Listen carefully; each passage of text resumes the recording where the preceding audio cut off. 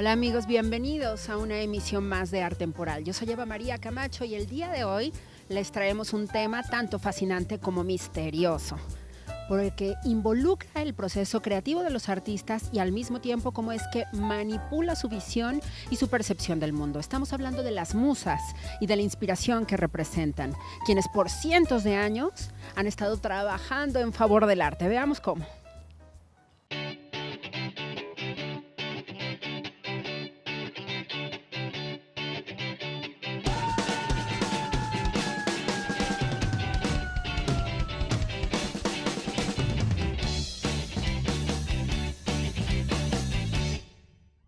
Hoy en Artemporal hablaremos de las musas y la inspiración. Hablamos con expertos para develar su origen y desarrollo artístico y conoceremos más acerca de las groupies y las musas más famosas. Esto y más en Artemporal. En un principio mítico, las musas fueron seres creados por los dioses para admirar su poder.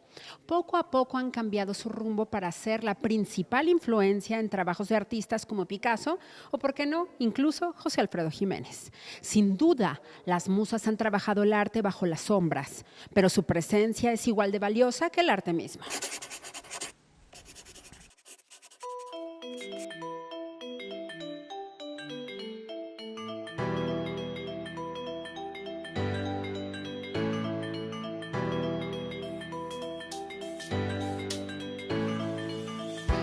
Bueno, pues esta tarde vamos a platicar un poco sobre qué son las musas, este sujeto inspirador para muchos artistas y yéndonos un poco a la cuestión histórica, las musas fueron una creación o una aportación de la cultura griega a, a la creación estética o a la creación humana como tal por diferentes circunstancias. Las culturas antiguas, obviamente Grecia iba incluida en ellas, eran sociedades que no tenían una forma de transmisión absoluta de sus conocimientos, el que fuese, ya sea un conocimiento preciso como las ciencias o un conocimiento estético como son las bellas artes, y todo se iba transmitiendo siempre a través de la oralidad, es decir, todo iba pasando de una generación a la otra y con ello se iban perdiendo muchos elementos. Los griegos más jóvenes se dan cuenta de esta circunstancia, crean una figura, al final de cuentas retórica, que son las musas.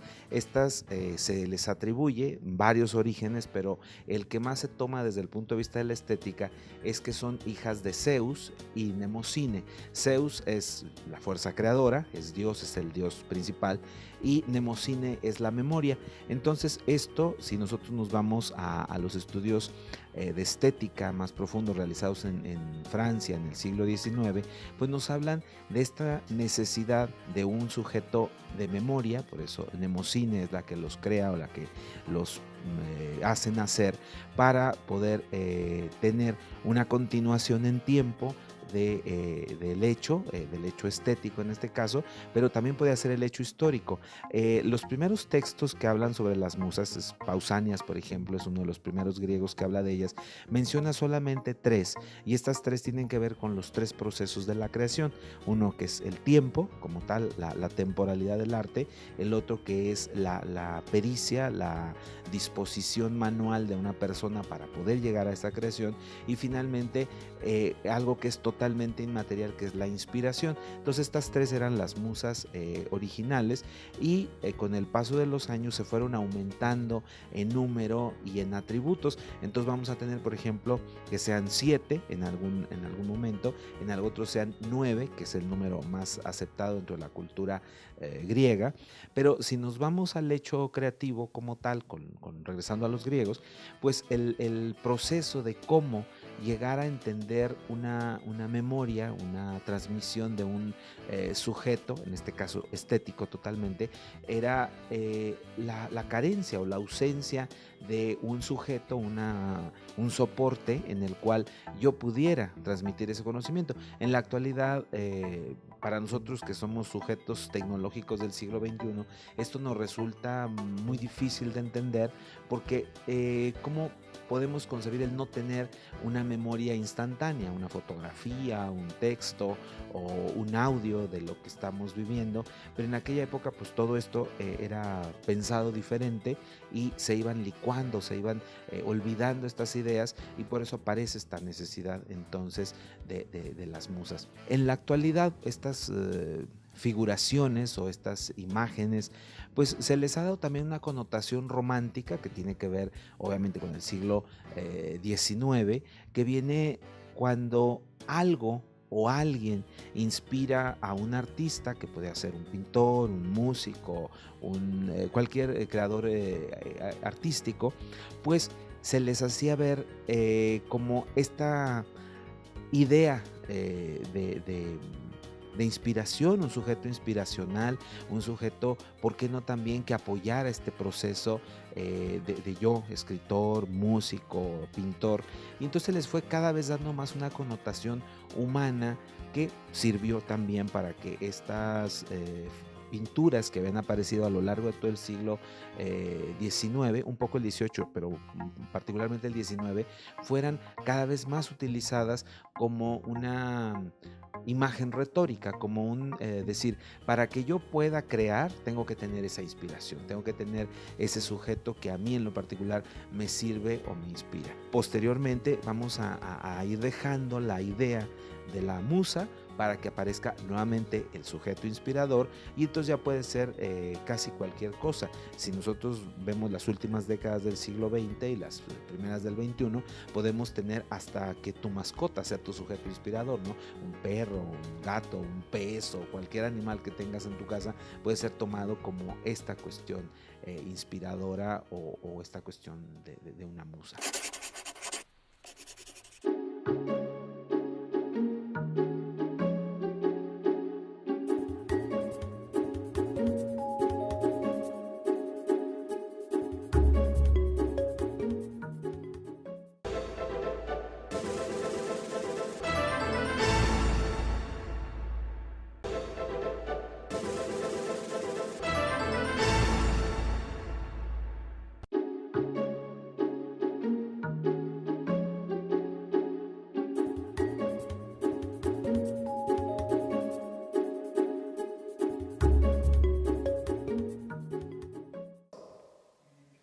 En la entrevista pudimos entender y comprender mejor el origen y la evolución de las musas.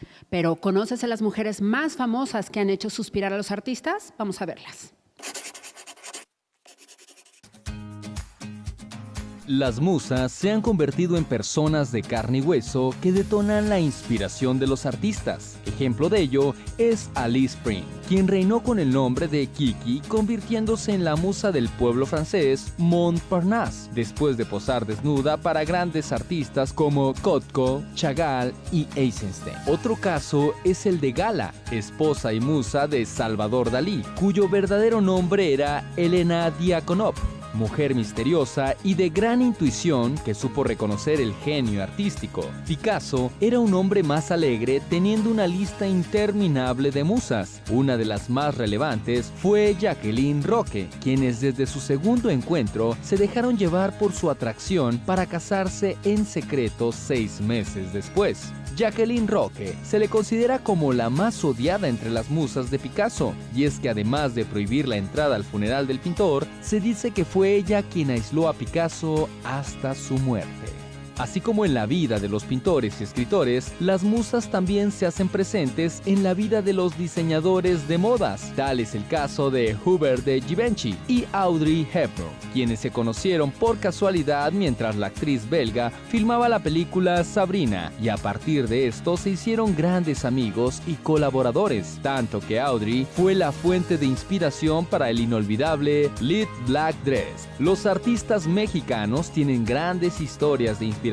Tal es el caso de María Félix, la mujer que recibió más piropos el siglo pasado por parte de artistas, toreros y cineastas. Su gran belleza y firmeza al hablar la hizo tan deseable para los hombres y mujeres que artistas como Agustín Lara y Juan Gabriel le compusieron melodías tales como María Bonita y María de todas las Marías. Esta es una pequeña lista, pero también es una prueba que la pasión y el amor son las potencias más fuertes de las obras artísticas, haciendo de cada ser humano un artista en potencia.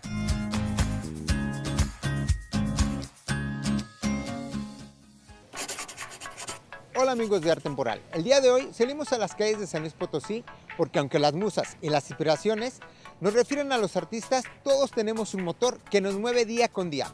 ¿Quieren saber cuáles son las musas de la gente? Vengan a ver. Mi musa son mis dos sobrinos y una mujer en especial. Pues, ellos me inspiran a luchar para algo mejor para ellos. Más que nada mis sobrinos, pues, para que vean un buen ejemplo y no se queden estancados en un mundo vano. Mi musa es una detective que vi en CAS y me inspiró porque, no sé, yo quiero estudiar criminología o médico forense y pues, no sé, me gusta mucho cómo hace su trabajo. Mi mamá. Yo quiero ser una persona grande en la vida, quiero llegar a ser quiero tener un trabajo estable, tener mi familia, tener todo como ella. Pues mire, yo conozco a Marshmello, es un DJ. Él produjo una canción que se llama Alone y pues yo la vi y salió hacia adelante, se hizo muy famoso y pues eso me inspiró para crear música. Por eso es mi musa, yo quiero ser famoso, crear mucha música electro. Yo creo que mi mamá, porque es una persona que inspira todos los días y si en un futuro quiero hacer como una persona, sería como ella. Sin duda, ya vimos que las inspiraciones y las musas están en todos lados. ¿Cuál es la tuya?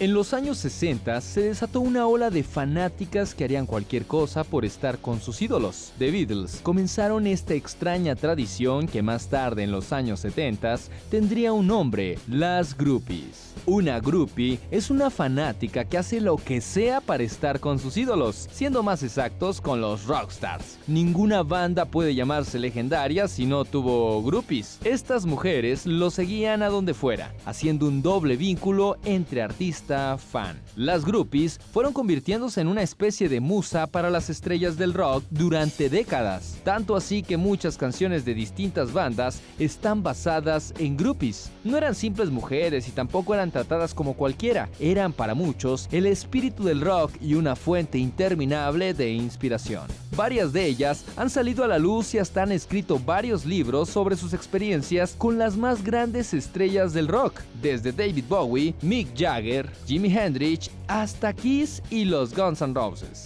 Hoy en día se ha dejado a un lado esa generación, pero siempre serán recordadas como las musas del siglo XX, años llenos de excesos, pero definitivamente llenos de arte.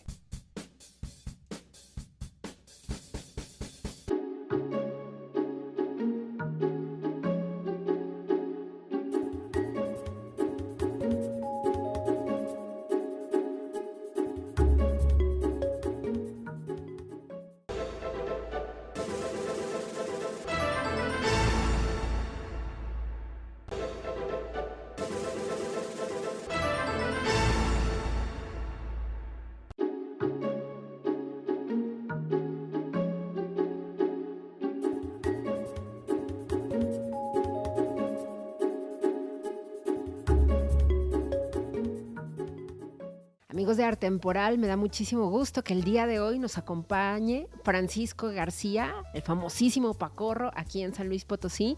Con él vamos a platicar acerca de la inspiración, acerca, sí, de la música, por supuesto, un tema en el que él es verdaderamente experto, pero también ese vínculo entre las musas, la inspiración y todos los resultados maravillosos que conocemos en términos artísticos y musicales. Muchas gracias por estar con nosotros. No, pues muchas gracias por la invitación y es un tema muy apasionante hablar esto que es la inspiración de los artistas, de los poetas, de los músicos, en general de todo el arte. Ya platicábamos antes de estar frente a cámara ciertamente y entonces Pacorro me decía algo muy interesante. ¿Cómo es que desde adentro generalmente el artista tiene por ahí algo que decirle al mundo, algo que manifestar? Y a partir de eso, bueno, pues se generan un sinnúmero de motores para generar piezas artísticas, ¿cierto? Sí, definitivamente creo que el proceso creativo y el proceso de hacer cosas, no solamente en el arte, sino en cualquier ámbito de la vida, tiene que ver con ejercicios cotidianos, pero también tiene que ver con esa parte etérea, esta parte volátil que es la inspiración. Este hecho que ha inspirado a grandes autores de la literatura, de la música, desde un Beethoven, por citar a alguien, o a un Joaquín Sabina, inclusive a un Bob Dylan.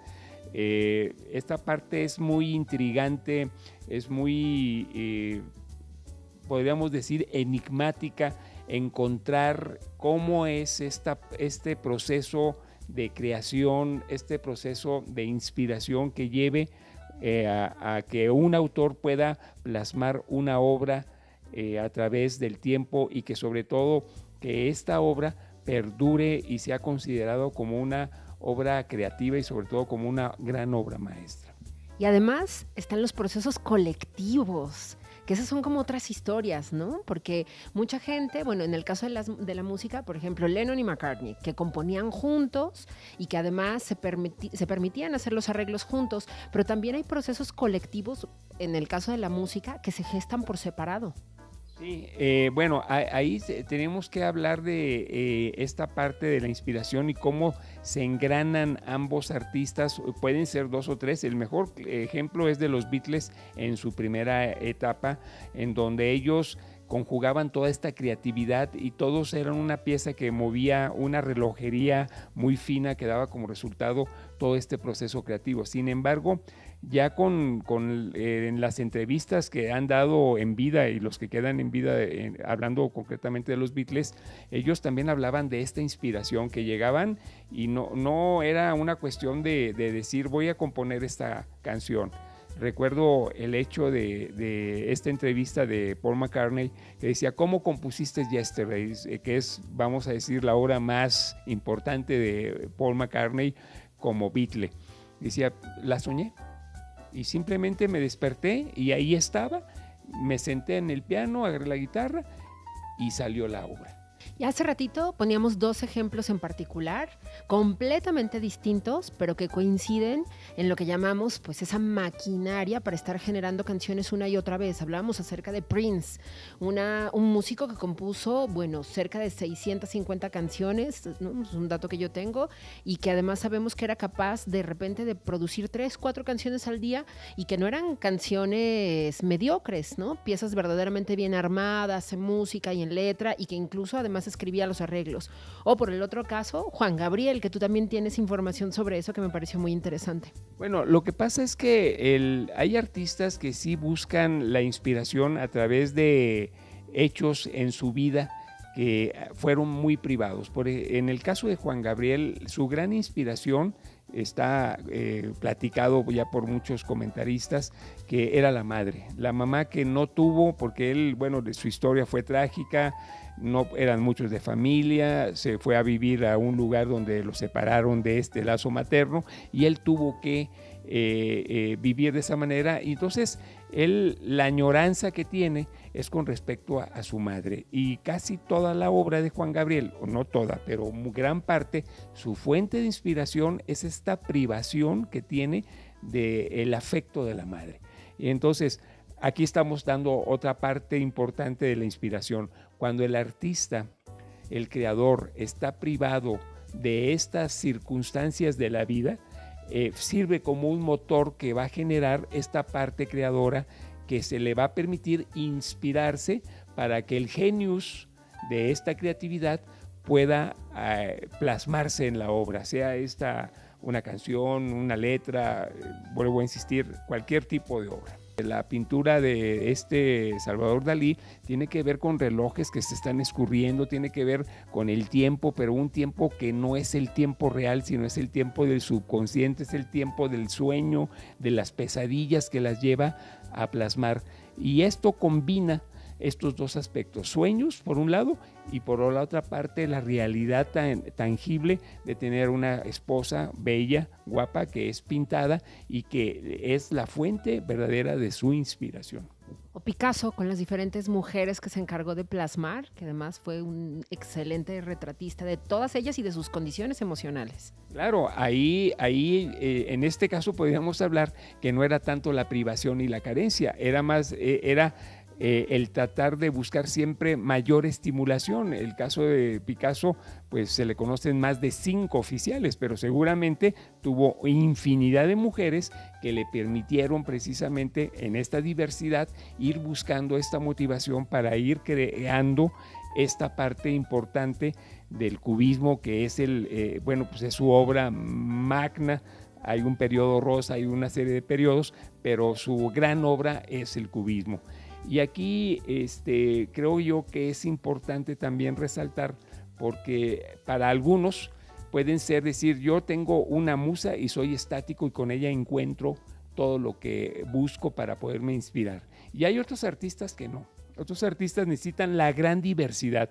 El caso, por ejemplo, platicábamos de Agustín Lara, ¿no? Agustín Lara le canta a la mujer, pero no a la mujer de la calle, a la mujer que vive en una situación de vida de cabaret, ¿verdad? Y esa es una parte de gran diversidad. Es como Picasso, tenía que estar en contacto con muchas mujeres para precisamente poder plasmar toda su obra. ¿Existen los musos? Yo creo que sí. Aquí el asunto es que las musas tienen un carácter femenino, pero yo creo que es más que femenino, es un género que no tiene sexo. Yo creo que para mujeres tan creadoras como ahorita, bueno, pues podríamos pensar escritoras, Frida, exactamente, pues su proceso más creativo en el caso de Frida, pues era su esposo, ¿no? Pacorro García, un tema, bueno, que nos podría durar horas, horas y horas. Muchas, muchas gracias. Yo creo que todo esto que hemos platicado ha sido pues muy nutritivo precisamente para complementar este gran tema, este programa dedicado precisamente a la inspiración y a las musas. Y bueno, muchas gracias por estar con nosotros, de verdad, por compartir tu sabiduría y tu visión con nosotros. No, pues muchas gracias por la invitación y espero que encuentren una gran inspiración tanto adentro como afuera y puedan plasmar sobre todo su carisma y todo su amor en una obra que impacte y que deje algo para el público, porque lo más importante también de las obras es que hay un tercer personaje que es la persona que lo recibe, y es ahí. De nada sirve que tú tengas muchas composiciones y nadie las oye. Entonces hay que mostrarlas para ser crítico y para ser propositivo en estos tiempos de cambio. Así es. Muchas, muchas gracias. Pacorro García con nosotros en Artemporal. Regresamos. Un placer acompañarlos en esta emisión de Artemporal, en donde hemos querido reflexionar acerca de lo que conlleva el arte. Pues no solamente es la mente del artista, es todo aquello que lo rodea, todo lo que lo hace enojar, lo que le hace sentir miedo y sobre todo lo que lo hace suspirar y lo que le emociona y le inspira profundamente. Yo soy Eva María Camacho. Recuerden que mis redes sociales están completamente a su disposición para que establezca comunicación con nosotros. @Pregúntale a Eva en Facebook y en Twitter. Hasta la próxima.